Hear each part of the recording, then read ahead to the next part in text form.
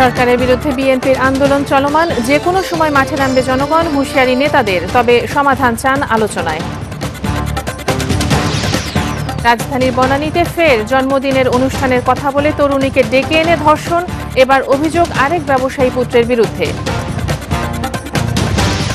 রাজধানীতে বাড়ছে চিকুনগুনিয়া আতঙ্ক, মশার নিধনে সন্তুষ্ট নয় নগরবাসী, সিটি কর্পোরেশনের কর্মকর্তাদের বিরুদ্ধে লুটপাটের অভিযোগ। মৌলভীবাজারে 5 উপজেলার বন্যা পরিস্থিতির অবনতি, সিরাজগঞ্জের চর ও নিম্নাঞ্চল প্লাবিত, কক্সবাজারে পানিবন্দী প্রায় 8 লাখ মানুষ।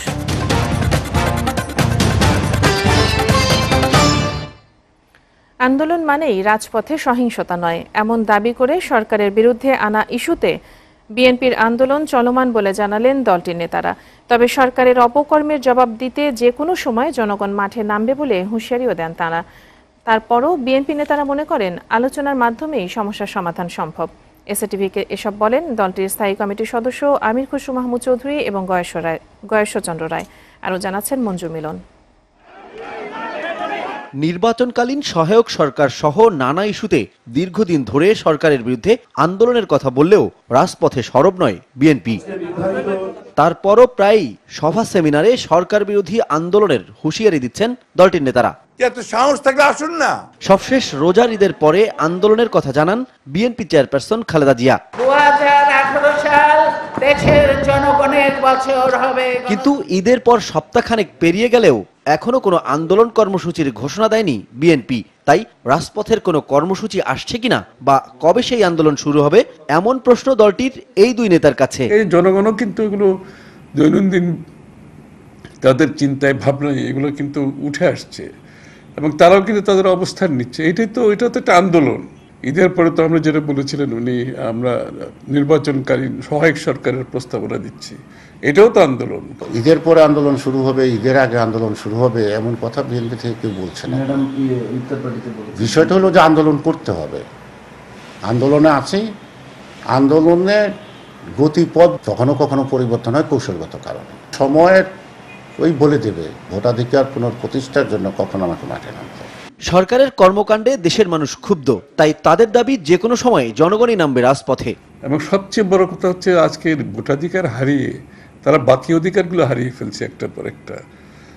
সুতরাং আজকে জনগণ তার বসে থাকবে না, জনগণ কিন্তু এখানে একটা অবস্থান নিয়েছে ইতিমধ্যে, এটাও তো আমাদের আন্দোলনের অংশ। যে রাজনৈতিক দলগুলি দেশের কথা বিবেচনায় নিয়ে ক্ষমতাকে প্রাধান্য না দিয়ে একটি অবস্থানে এক সময় পৌঁছতে হবে, পরবর্তী প্রজন্ম দেখলেও দেখবে, কারণ রাষ্ট্র এইভাবে থাকতে পারে না। তারপরও সব সংকট সমাধানে সংলাপকেই প্রাধান্য দিচ্ছেন তারা। পাশাপাশি সংলাপে বসতে সরকারকে বাধ্য করা যাবে বলেও প্রত্যাশা বিএনপি নেতাদের।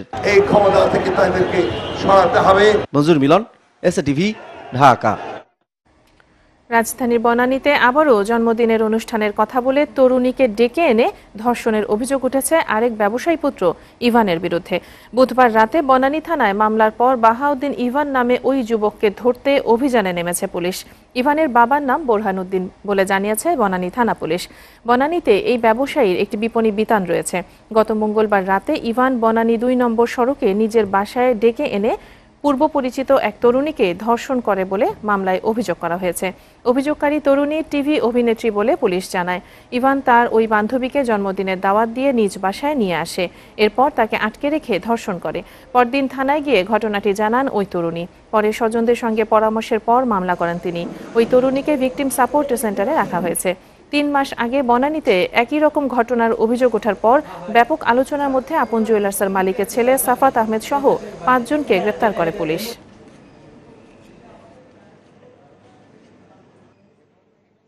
তারে ফোন করে বলে যে আমার বাসায় জন্মদিনের অনুষ্ঠান আছে, তুমি আসো। এই সুবাদে 10:30 বাজে বাসায় আসে। আসার পর দেখে অনুষ্ঠান নাই, পরে উনি চলে যেতে চায়, চলে যেতে দেয় না। ভিকটিমকে নেশাজাতীয় কিছু খাইয়ে তার ইচ্ছার বিরুদ্ধে দর্শন করা হয়েছে, এজাহারে এর উপর উল্লেখ আছে।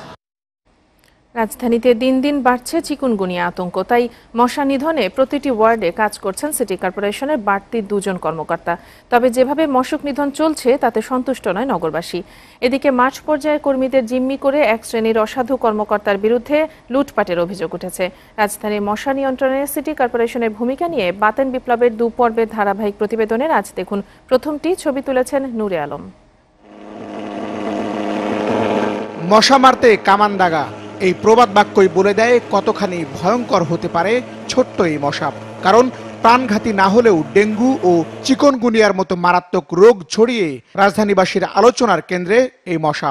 তাই নগরবাসীর কাছে মশা এখন একটি আতঙ্কের নাম। আমাদের মনে হয় যে হারে মশা মরে যাওয়ার কথা ধোয়াতে, সে হারে মশা মরছে না। শুধু মশা মারা ওষুধ দিয়ে এটা একটা রুটিন মাফিক শিডিউল এটা কমপ্লিট করাকে আমি মনে করি না যে এটা ব্যাপক কোনো কাজ। এই মশা মারতে রাজধানীর 2 সিটি কর্পোরেশনকে 5টি করে মোট 10টি জোনে ভাগ করে চলছে মশক নিধনের কাজ। তবে কাজের চেয়ে লুটপাটি বেশি বলে অভিযোগ কর্মচারীদের। আমরা প্রতিবাদ করতে পারি না, কি লেগা? আমরা ফিল্ডে কাজ করি। আমারও যদি এখান থেকে উত্তরা বদলি করে দেয়, উত্তরা আইতে যেতে আমার 200 টাকা দরকার আছে, যার কারণে আমি সংসদ মুখী দিয়া, যার কারণে আমরা মুখ খুলি না। আমরা তো কর্মচারীরা মুখ খুলতে পারে না। তবে এসব অভিযোগ অস্বীকার করে বাড়তি লোকবল দিয়ে পরিস্থিতি নিয়ন্ত্রণের চেষ্টা চলছে বলে জানালেন দক্ষিণ সিটি কর্পোরেশনের প্রধান স্বাস্থ্য কর্মকর্তা। আমার সিটি কর্পোরেশনের যে জনবল, সেটি এই আপৎকালীন সময়ের জন্য আমরা কিন্তু বৃদ্ধি করেছি। আপনি জানেন যে আমাদের এই বর্তমান যে একটা সমস্যা আছে, এই সমস্যার কারণে আমরা প্রতিটি ওয়ার্ডে 2 জন করে অতিরিক্ত অস্থায়ী ভিত্তিতে 2 জন করে কর্মী নিয়োগ দিয়েছি। বর্তমানে সিটি কর্পোরেশনের 396 জন কর্মীর পাশাপাশি 108 জন অতিরিক্ত কর্মী মশা নিয়ন্ত্রণের দায়িত্ব পালন করছে। বাতেন বিপ্লব, এসএটিভি, ঢাকা। মৌলভীবাজারে 5 উপজেলায় বন্যা পরিস্থিতির আরও অবনতি হয়েছে। যমুনা নদীর পানি বেড়ে নতুন করে তলিয়ে গেছে সিরাজগঞ্জের চর ও নিম্নাঞ্চল। আর কক্সবাজারে পানিবন্দী হয়ে পড়েছে প্রায় 8 লাখ মানুষ। আমাদের প্রতিনিধিদের পাঠানো তথ্য ও ছবিতে ডেস্ক রিপোর্টে আরও জানাচ্ছেন মেহজাবিন ইউনা। কুশিয়ারা নদীর পানি বইছে বিপদসীমার উপর দিয়ে, সেই সাথে ঢলের পানি কাওয়া দিঘি হাওরে নামায় মৌলভীবাজার সদর ও রাজনগর উপজেলার নতুন নতুন এলাকা তলিয়ে গেছে। তবে অপরিবর্তিত রয়েছে হাকালুকি পাড়ের বড়লেখা, জুড়ি ও কুলাউড়ার বন্যা পরিস্থিতি। তবে বৃষ্টি থামলে আগামী সপ্তাহ থেকে কমতে পারে পানি। বিভিন্ন স্থানে 39টি পয়েন্টে আমরা চিহ্নিত করে একটা ডিপিপি প্রণয়ন করেছি এবং সেই প্রকল্পের আওতায় আমরা ব্লকের কাজ করব। তবে বন্যা দুর্গতদের সরকারি সহায়তা অব্যাহত আছে বলে জানান জেলা প্রশাসন ও জনপ্রতিনিধিরা। এখানকার পানিগুলা সকালে এসে ফ্লাশ ফ্লাড হয়, পানিগুলা দ্রুত নেমে যায়, কিন্তু কুশিয়ারা নদীর পানি না কমার কারণে এই হাওরের পানিগুলা কমতেছে না। আমরা তাদেরকে পর্যাপ্ত ত্রাণ সহযোগিতা দিয়ে যাচ্ছি। আশা করি ত্রাণের বিষয়ে মানুষ কোনো কষ্ট পাবে না। টানা 5 দিনের ভারী বৃষ্টি এবং উজান থেকে নেমে আসা পাহাড়ি ঢলে কক্সবাজারের বিভিন্ন এলাকায় বন্যা দেখা দিয়েছে। এসব এলাকায় পানিবন্দী হয়ে পড়েছে 8 লাখেরও বেশি মানুষ। চকরিয়া, পেকুয়া, ঈদগাঁ, রামু, উখিয়া, টেকনাফ ও কক্সবাজার সদরেও পানিবন্দী হয়ে পড়েছে অনেকে। গতকালকে তো রাত্রে তো পর্যন্ত অনেক পানি প্লাবিত। কিছু খাই না ভারী গরম পানি পর্যন্ত খাই না ভারী খাই ডুবে গিয়ে। এদিকে যমুনা নদীর পানি সিরাজগঞ্জ পয়েন্টে বিপদসীমার কাছাকাছি ছোঁয়ায় কাজীপুরের বেলকুচি, চৌহলি, শাহজাদপুর এবং সদর উপজেলার 15টি ইউনিয়নের চর ও নিম্নাঞ্চল ডুবতে শুরু করেছে। পানি বাড়ার সাথে সাথে চৌহালি উপজেলার নির্মাণাধীন নদী তীর রক্ষা বাঁধেও দেখা দিয়েছে ভাঙ্গন। Mehjabin Yuna, SATV news desk. Gaibandha Fulchhari উপজেলার দুর্গম চরাঞ্চলে দ্বিতীয় দিনের মতো জঙ্গি আস্তানার খোঁজে অভিযান চালিয়েছে আইনশৃঙ্খলা রক্ষাকারী বাহিনী। ভোর 6টা থেকে উপজেলার ফজলুর ও ফুলছড়ি ইউনিয়নের খোলাবাড়ি, তালতলা ও খাটিয়ামারি সহ বিভিন্ন চরে বিশেষ অভিযান শুরু হয়। এরই মধ্যে অভিযান সমাপ্ত ঘোষণা করেছেন গাইবান্ধার অতিরিক্ত পুলিশ সুপার মইনুল হক। জঙ্গি আস্তানার সন্ধান, তালিকাভুক্ত আসামি গ্রেপ্তার এবং নৌ ডাকাতি রোধে চরাঞ্চলে এই অভিযানে দ্বিতীয় দিন কাউকে আটক করতে পারেনি আইনশৃঙ্খলা রক্ষাকারী বাহিনী। অভিযানে জেলা পুলিশ, গোয়েন্দা পুলিশ, থানা পুলিশ ও কাউন্টার টেরোরিজম ইউনিটের 50 জন সদস্য অংশ নেন। এর আগে মঙ্গলবার দীর্ঘ 7 ঘণ্টা সদর উপজেলার মোল্লাচর ও কামারজানি ইউনিয়নের বিভিন্ন চরে অতিরিক্ত পুলিশ সুপার মইনুল হকের নেতৃত্বে আইনশৃঙ্খলা রক্ষাকারী বাহিনীর সদস্যরা অভিযান চালায়। সেই অভিযানে জঙ্গি আস্তানা বা কোনো জঙ্গি পাওয়া যায়নি। তবে মোল্লাচর ইউনিয়নের সিধাইল চরের আয়ুব আলী ওরফে শুকুর নামে এক ডাকাতকে আটক করা হয়।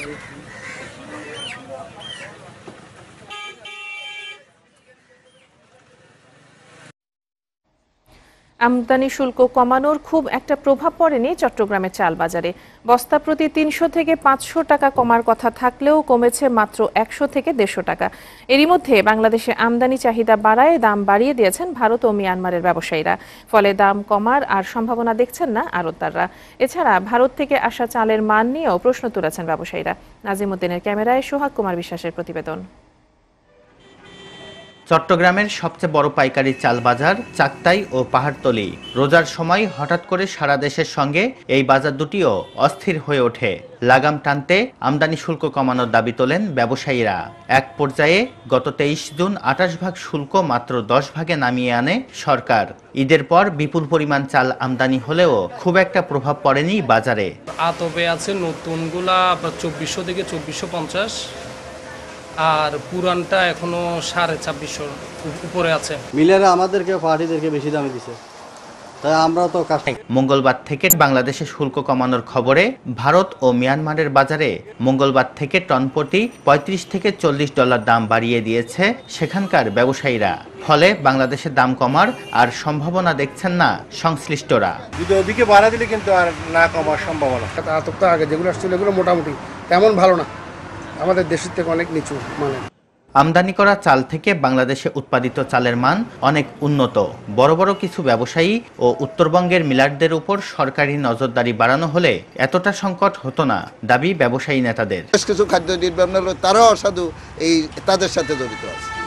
তাদের সাথে জড়িত না থাকলে যখনই বন্যা হলে তারা তখনই প্রক্রিমেন্টের চাল কেনার অর্ডার দিবে। উত্তরবঙ্গে যারা বড় বড় মিলার আছে, ওখানে অনেক জায়গা আছে, ওখানে ধান উৎপাদন হয়, ওখানে এরা কিছুটা ধান মজুত রাখতে পারে।